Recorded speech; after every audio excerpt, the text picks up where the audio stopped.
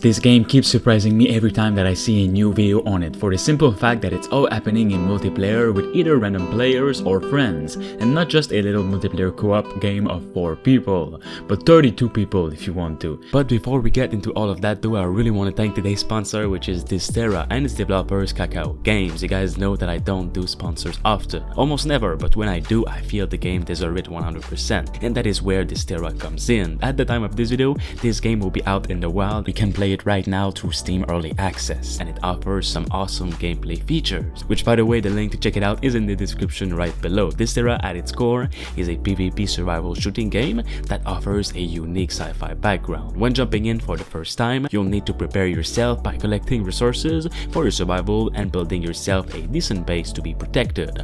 You will be given a gun from the very start, but do not be overly confident and go all out, because all other survivors starts with a weapon too. If you feel like it, you can team up with other players to raid bosses and plunder other wealthy survivors in their pack. Over time, you can become stronger by clearing out landmarks. If you wish, you'll obtain various chips that can also cause earthquakes and radiation, which are pretty nice features. If you can actually manage to board the escape rocket, you'll be able to check your ranking and see the rewards received over the course of the match. Overall, Dysterra will give you a fun time because you know what you're getting into. Make sure you click the link in the description below, and thanks to Kakao Games for sponsoring this video. I've been following this game's development ever since its last devlog teaser released about 3 months ago, but just recently the developers came out with a massively in-depth video that talks about so much stuff and how unique it'll be in its own way, even if this game is totally 100% coming from the Stalker engine. It was supposed to be a simple mod in the beginning out of Stalker, but I think it's turning into a whole game. According to what the developers are saying, it's still not 100% clear what it will actually be, but everyone will be able to play it, and maybe even for free. And after a second look, I just remembered what it said on the game's Discord. It is its very own game, just in the Stalker universe. There is so much new things to talk about, and I'm really happy it's all gonna be in co-op. I think we already have Stalker 2 and all those other mods for a single player experience, but co-op is completely different from this genre, and even more if this co-op can have 32 players in one dedicated server. You can decide to play with 1, 2, 3 or 30 of your friends, but you'll also be able to play this game alone, by the way. At its core, Ray of Hope is a multiplayer FPS game with RPG and survival horror elements set in the Stalker universe. The world which the game takes place is seamless, not divided into locations. Stalkers may encounter vast forested areas, abandoned areas, and various dark monuments from the Soviet era. The project is being developed with PvE features primarily in mind. The player, developing their character through competent cooperation with other players, is tasked with survival in hostile and unpredictable areas. During gameplay, the players may explore the world in groups, complete quests in groups, and take part in the main storyline alone if you'd like, hunt down mutants, or seek out rare artifacts, among other things. Since the game's reveal years ago, things have changed so much and have been updated to the max, so it actually feels like a fresh new experience you would be getting in AAA games of today. It's not a small game anymore, and I think people are starting to notice. There's gonna be safe places to relax and have fun with your friends, drink and play games, safe rooms to save your progress, little creepy houses, and random villages to find unique quests and such. You'll also have a huge reputation system in-game depending on what you do in the world and also say in the world.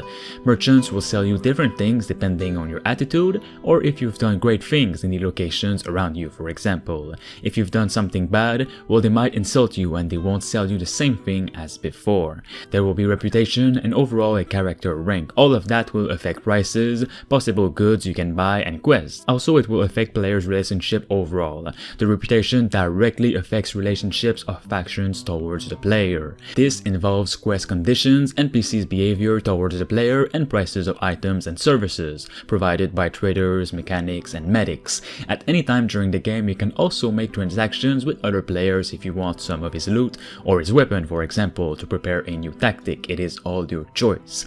The developers have also created a gameplay feature that as you decide what you want to do in this world, you can decide to refuse a quest from a bandit and even insult him. Then because of that, the quest will disappear and they'll try to kill you instead. There are both monsters and stalkers wandering around this world, so you have to be extra careful of your moves. The game will have a customization system for weapons as different attachments for your gun. The player is free to explore the vast expanses of this exclusion zone. The dangerous and unwelcoming area allows you to relive the unique atmosphere. The player will encounter thick forests, abandoned buildings, and dark remnants of the Soviet epoch. Events in the game world develop dynamically even without the player's interference, like mind-boggling anomalies appear amidst the ruined cities, mutants migrate across the deserted landscapes, roads once considered safe could become lethal overnight, and the places thought to be unreachable may turn into a Stalker's safe haven the very next day. Form a squad of loyal comrades or survive by yourself in this game. Explore, go on raids into anomalous areas and complete quests. Join one of the available factions and protect its ideals. But remember, every action has its consequences, says the game description. The events in this game takes place 3 long years after the failure of Operation Far Water. It is up to us to uncover a new chapter and rethink some of the events of the past. In the zone, you'll meet both new and old faces from the Stalker series. Many known characters will make an appearance in a brand new way. Some will stay unchanged, and some will play a major role in further development of the main storyline. Overall, I'm super excited for this, and I cannot wait to see a fresh look at gameplay through a new gameplay trailer or a story trailer, which would be really great too. For more on this game or games similar to this one, make sure you support this video and subscribe.